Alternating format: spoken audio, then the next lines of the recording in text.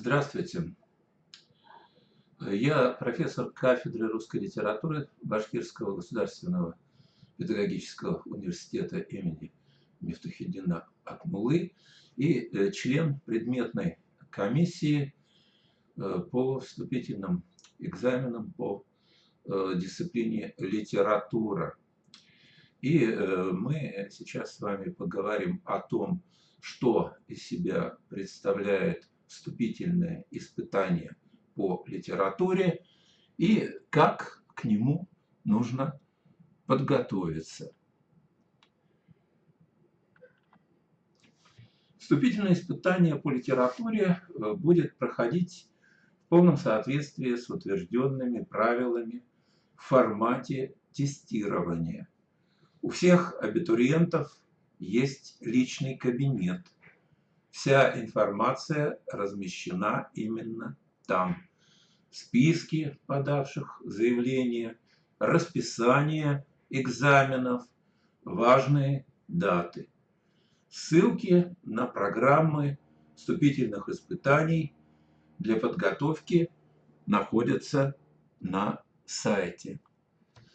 До экзамена, вот обратите на это внимание, на почту абитуриента, то есть на вашу почту, придет логин и пароль для входа в систему экзамена. Не путайте это с личным кабинетом.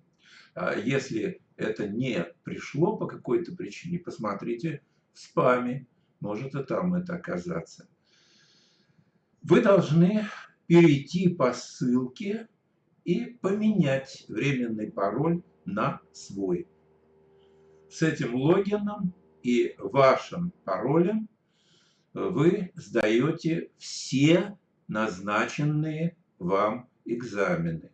Вот обратите внимание на это. Логин и пароль выдается только один раз на все экзамены.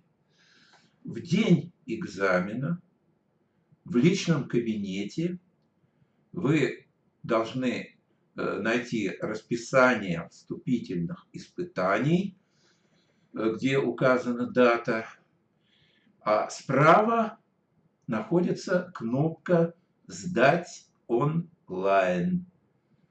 Вводите логин и пароль, который до этого пришел к вам на почту, и начинаете проходить тестирование. Как только вы нажали «Начать тестирование», начинается отсчет времени. Вот обратите на это внимание.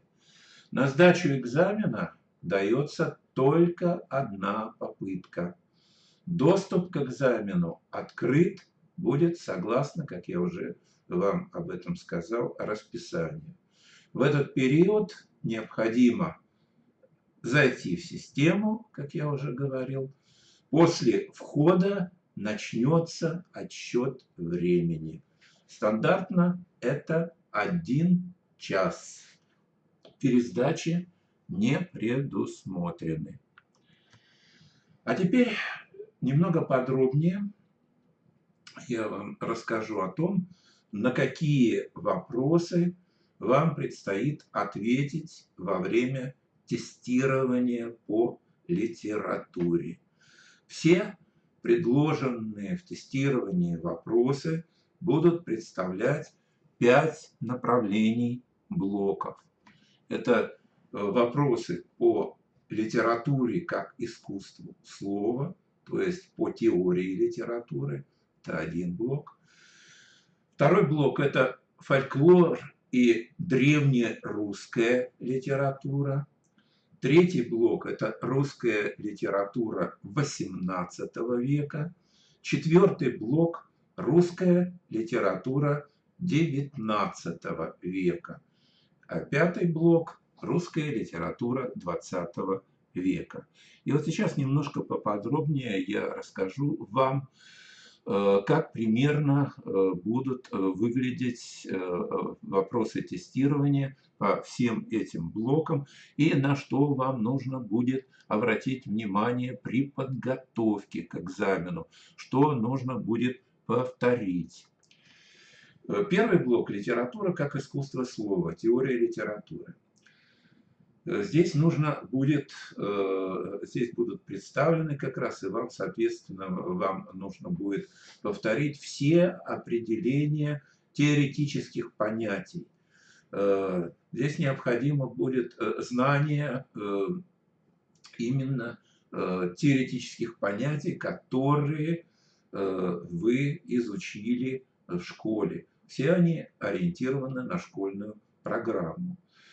В тесты по теории литературы включены такие понятия, которые связаны с содержанием и формой художественного произведения, тема, идея, проблематика, мир художественных деталей, сюжет и композиция, образная система, язык и речь художественного произведения, интонационно-синтаксическая выразительность художественной речи, звуковой состав художественной речи, многообразие систем стихосложения, роды и жанры литературы, жанры эпоса, лирики, драмы, литературные направления и течения.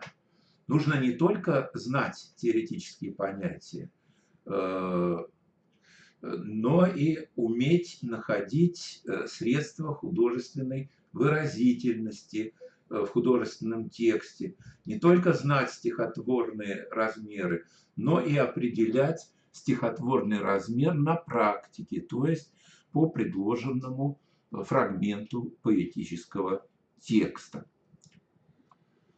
Ну вот, в качестве как раз примера один из тестов я вам сейчас продемонстрирую.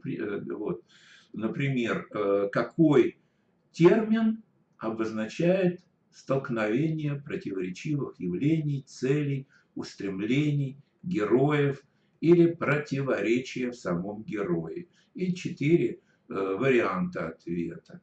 Вы должны будете выбрать правильный вариант ответа. Или, например, какой стихотворный размер использует автор? И, как вы видите, приводится фрагмент поэтического текста. По дому бродит привидение, весь день шаги над головой. И предлагается 4 варианта, из которых вы должны выбрать один правильный. Следующий блок – это фольклор и древнерусская литература. Тесты этого раздела предполагают знание абитуриентами произведений фольклора и древнерусской литературы, изучаемых по школьной программе.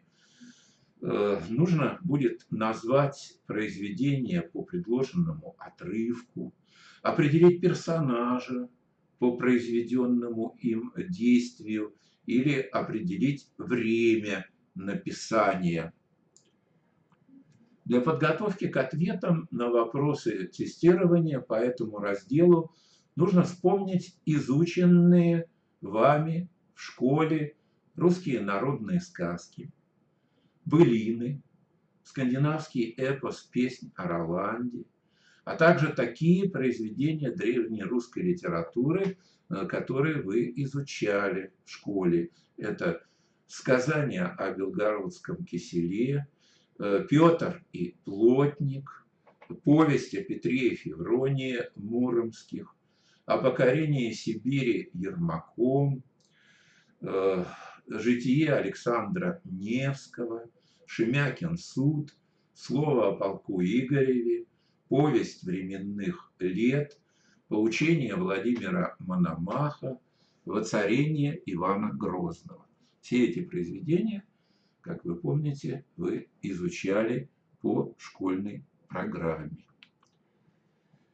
И приведу пример. Один из примеров тестов, которые вам будут предложены. Из какого произведения данный отрывок? И приводится фрагмент. И пришли они в город, И сказали им люди: зачем губите себя? Разве можете перестоять нас? Если будете стоять и 10 лет, то что сделаете нам? Ибо имеем мы пищу от земли. Если не верите, то посмотрите своими глазами. И предлагается 4 варианта ответа. Вы должны будете выбрать один правильный. Дальше следующий блок – это русская литература XVIII века. Тексты этого раздела предполагают знания абитуриентами произведений русской литературы данного периода, изучаемых по школьной программе. Здесь нужно будет вам определить литературное направление, относящееся к этому времени, или назвать произведение по предложенному отрывку, или определить персонажа по произнесенной им фразе или произведенному им действию, или определить факт биографии писателя, относящегося к этому периоду, к XVIII веку. Для подготовки к ответам на вопросы тестирования по этому разделу нужно вспомнить изученные в школе произведения «Недоросль», «Бедная Лиза», «Путешествие из Петербурга в Москву», «Оду «Вольность», а также биографии Державина, Фанвизина, Карамзина, Радищева. Вот, например, так может выглядеть один из тестов, которые будут вам предложены. Где родился Державин? И приводится 4 варианта ответа. Один из них правильный, который вы и должны будете выбрать. Дальше. Русская литература XIX века. Тексты этого раздела предполагают знание абитуриентами содержания, героев, эпизодов произведений русской литературы этого периода, изучаемых по школьной программе. Нужно будет назвать произведение по предложенному отрывку или строчкам, если это поэтическое произведение, определить персонажа по произнесенной им фразе или произведенному им действию. Для подготовки к ответам на вопросы тестирования по этому разделу нужно вспомнить изученные в школе произведения XIX века. Это прежде всего те произведения, которые вы изучали в 9 классе и в 10 классе.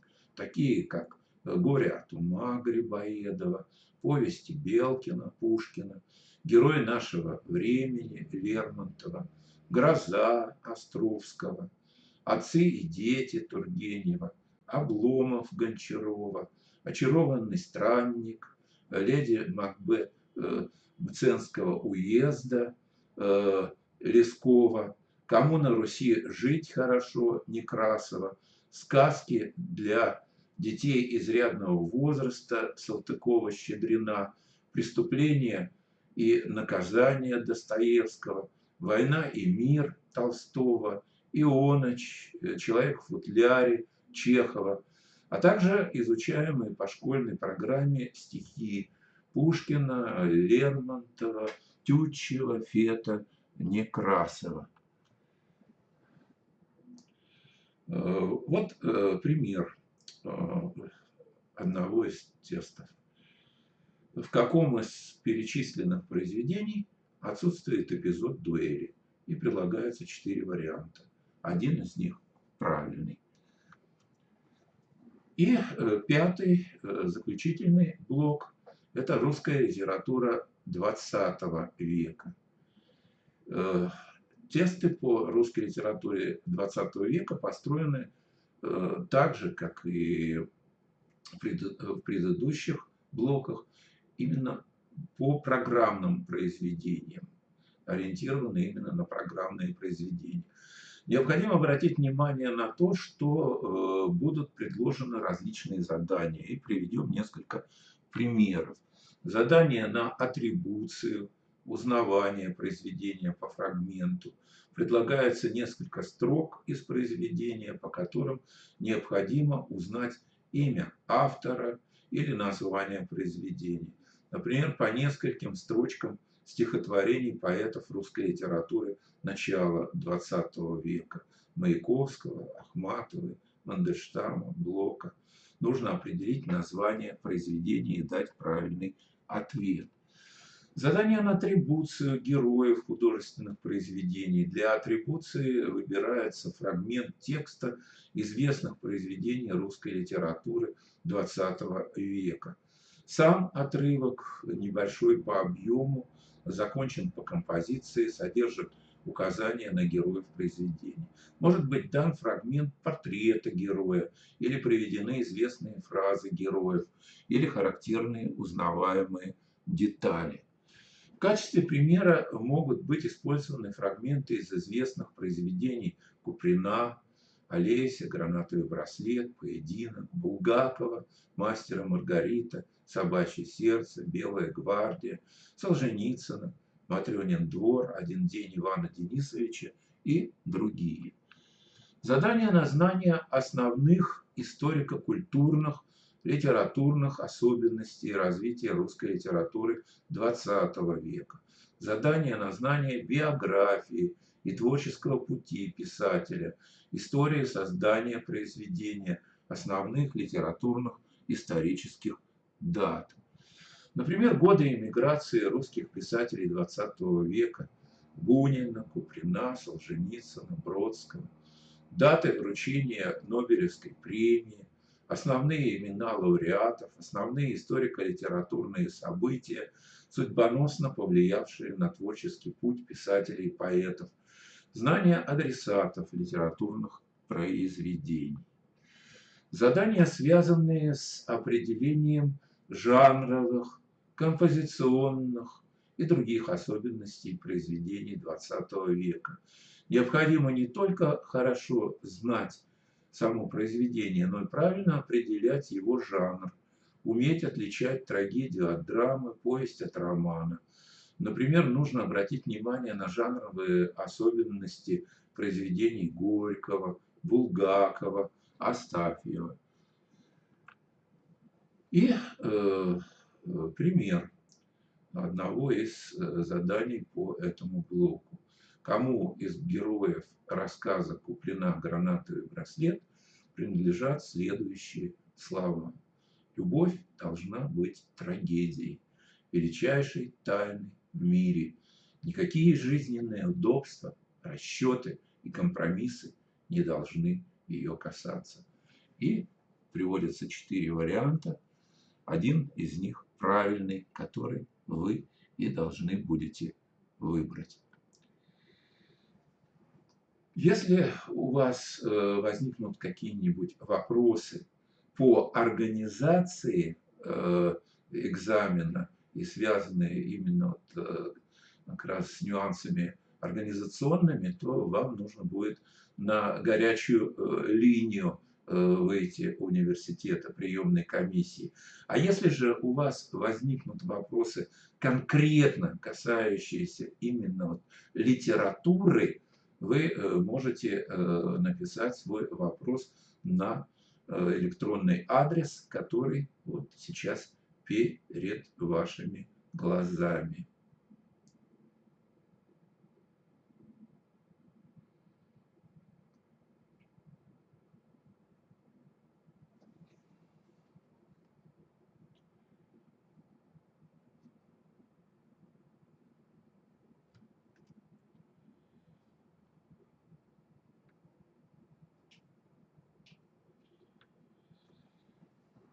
Спасибо за внимание. Желаю вам удачно пройти вступительные испытания по литературе и стать студентами нашего Башкирского государственного педагогического университета. Всего вам доброго.